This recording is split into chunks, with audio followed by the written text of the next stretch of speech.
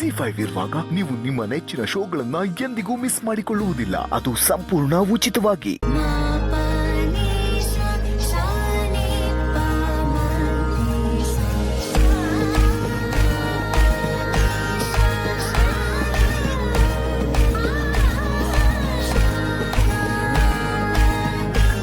ಚಿಕ್ಕಮ್ಮ, ಅದು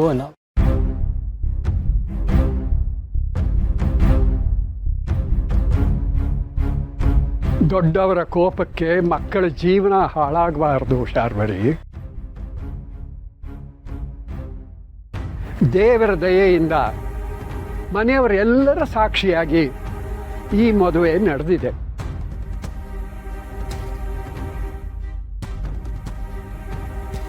ನಿನಗೆ ಒಳ್ಳೆ ಮನಸ್ಸಿದ್ರೆ, ಒಳ್ಳೆ ಹೃದಯ ಇದ್ದರೆ ಮಧು ಮಕ್ಕಳಿಗೆ ಆಶೀರ್ವಾದ ಮಾಡ್ಕೊ.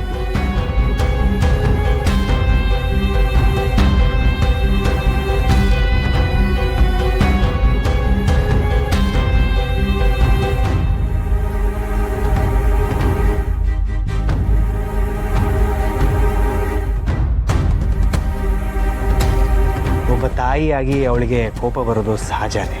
ಆದರೆ ಸ್ವಲ್ಪ ಸಮಯ ಕಳೀತಿದ್ದ ಹಾಗೆ ಅವಳಿಗೂ ನಾವು ಮಾಡಿದ ಸರಿ ಅಂತ ಅನಿಸುತ್ತೆ. ಆಯ್ತಾಯ್ತು ಬಿಡಿ, ಆಗೋದೆಲ್ಲ ಒಳ್ಳೇದಕ್ಕೇನೆ. ಈಗ ಅದೆಲ್ಲ ಮರೆತು ಮುಂದೆ ಆಗಬೇಕಾದ ಶುಭ ಕಾರ್ಯಗಳ ಬಗ್ಗೆ ನಮ್ಮ ಗಮನ ಕೊಡೋಣ. ಸಂಜು, ನಮ್ಮ ಮನೆ ಸೊಸೆನ ಮನೆ ತುಂಬಿಸ್ಕೋಬೇಕು, ಕರ್ಕೊಂಡ್ ಬಾಪ್ಪ.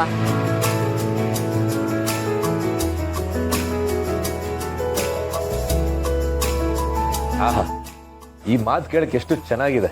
ನಮ್ಮೆಲ್ರೂ ಮನೆಯಿಂದ ಆಚೆ ಹೋಗಿ ಒಂದವ್ರ ಬಾಯಲ್ಲಿ ನಮ್ಮ ಮನೆ ಸೊಸೆನ ಮನೆ ತುಂಬಿಸ್ಕೊನೋ ಮಾತು ಬರ್ತಾ ಇದೆ.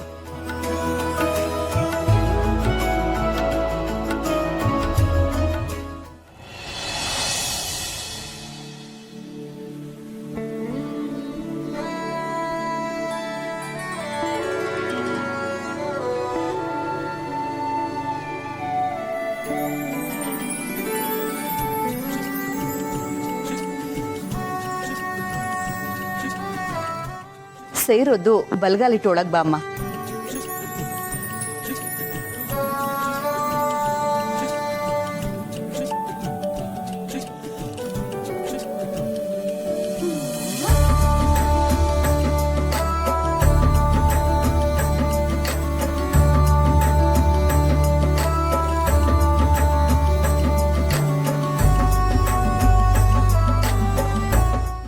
ಒಳ್ಳೇದಾಗಲಿ. ಇಷ್ಟು ದಿನ ನೀವು ಎದುರಿಸಿದ ಸಮಸ್ಯೆಗಳೆಲ್ಲ ಇವತ್ತಿಗೆ ಬಗೆಹರಿತು ಅಂತ ಅಂದ್ಕೊಳ್ಳಿ. ಇನ್ನು ಮುಂದೆ ಸಂಜೆ ಜೊತೆ ಜೀವನದಲ್ಲಿ ಚೆನ್ನಾಗಿದೆ.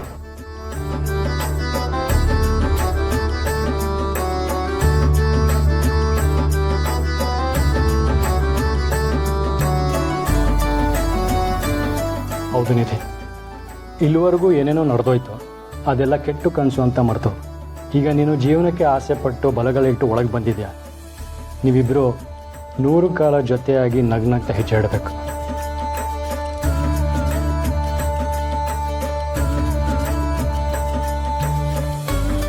ಚಿನ್ಕುರುಳಿ, ಇವತ್ತೇ ಕೊನೆ. ಇನ್ಯಾವತ್ತೂ ನಿನ್ನ ಕಣ್ಣಲ್ಲಿ ನೀರು ಬರಬಾರ್ದು. ಅಕಸ್ಮಾತ್ ಬಂದರೆ ಅಕಸ್ಮಾತ್ ಬಂತು ಅಂತ ಅನ್ಕೊಳ್ಳಿ, ಮತ್ತೆ ನೀವೆಲ್ಲ ಧರಣಿ ಕೂತ್ಕೊಂಡ್ಬಿಡ್ತೀರಾ ಮನೆ ಮುಂದೆ.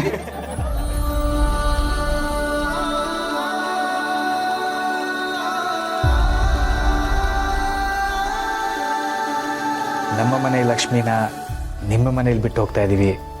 ಅವಳನ್ನು ಚೆನ್ನಾಗಿ ನೋಡ್ಕೊಳ್ಳಿ. ನಿಮ್ಮನೆ ಅದೃಷ್ಟ ಲಕ್ಷ್ಮಿ ನಮ್ಮನೆಗೆ ಬಂದಿದ್ದಾಳೆ ಅಂದಮೇಲೆ ನಮ್ಮನೆಗೂ ಅದೃಷ್ಟ ಬಂದಾಗೆ.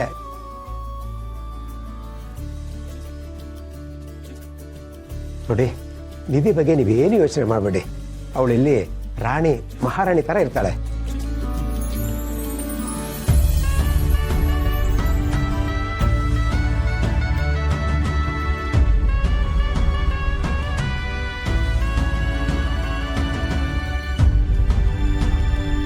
ಚೆನ್ನಾಗಿರೋ ಮಗಳೇ. ಡ್ಯಾಡ್, ಮಾಮ್, ಅವಳು ಚಿಂತೆ ಬಿಡು. ಅವಳು ಕೋಪದಿಂದ ನಿನ್ನ ಜೀವನ ಹಾಳಾಗಿ ಹೋಗ್ಬಾರ್ದು.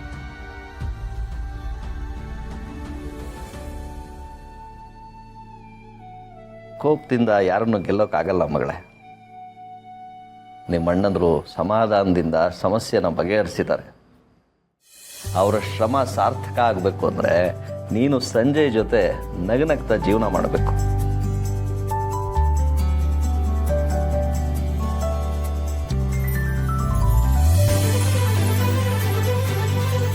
ನನ್ನ ಮಗಳು ಮದುವೆ ಆಗೋಯ್ತು, ಆದರೆ ಇನ್ನೂ ಅವಳು ನಮಗೆಲ್ಲ ಪುಟ್ಟ ಮಗುನೇ.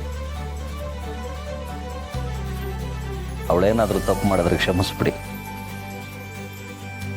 ಅವಳಿಗೆ ಯಾವ ತೊಂದರೆನೂ ಬರ್ದೇ ಇರೋ ಥರ ನೋಡ್ಕೊಳ್ಳಿ. ಇವಳನ್ನ ನಿಮ್ಮ ಮಡ್ಲಿಗೆ ಹಾಕ್ತಿದ್ದೀವಿ.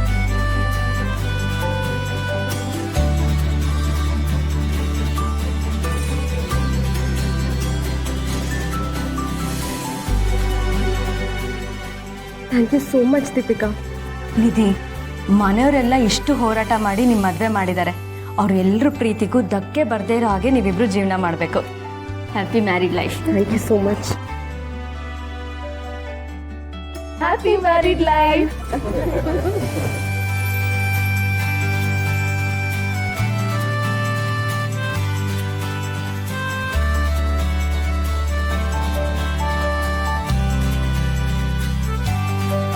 ಸರಿ ಬೀಗ್ರೆ, ನಾವೇನು ಹೊರಡ್ತೀವಿ.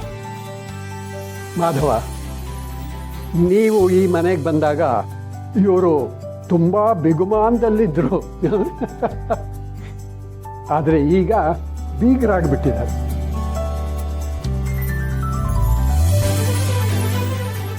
ಈ 3 ಜನ ಮಕ್ಕಳು ಬ್ರಹ್ಮ, ವಿಷ್ಣು, ಮಹೇಶ್ವರರ ಹಾಗೆ ಈ ಒಂದು ಸಂಬಂಧಕ್ಕೆ ಬೆಸುಗೆ ಹಾಕಿ ಅವರ ಒಂದು ಹೊಸ ಜೀವನಕ್ಕೆ ನಾಂದಿ ಹಾಡಿದ್ದಾರೆ. ಆಯ್ತಪ್ಪ, ಎಲ್ರಿಗೂ ಒಳ್ಳೇದಾಗಲಿ. ನಾವಿನ್ನು ಹೊರಡ್ತೀವಿ.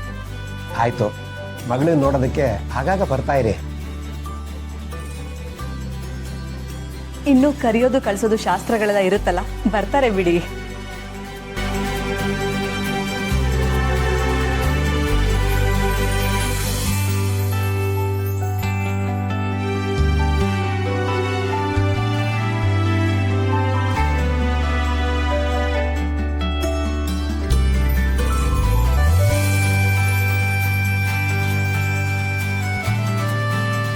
ನಮ್ಮ ತಂಗಿ ಯಾವಾಗಲೂ ನಗ್ನಗ್ತಾ ಇರಬೇಕು. ಅದಕ್ಕೆ ತಾನೇ ನಾವು ಇಷ್ಟೆಲ್ಲ ಮಾಡಿದ್ದು. ಈ ಅಣ್ಣಂದ್ರು ಎಲ್ಲೇ ಇರಲಿ, ನಿನಗೆ ಯಾವಾಗಲೂ ಕಾವಲಾಗಿರ್ತಾರೆ. ಖುಷಿಯಾಗಿರೋ.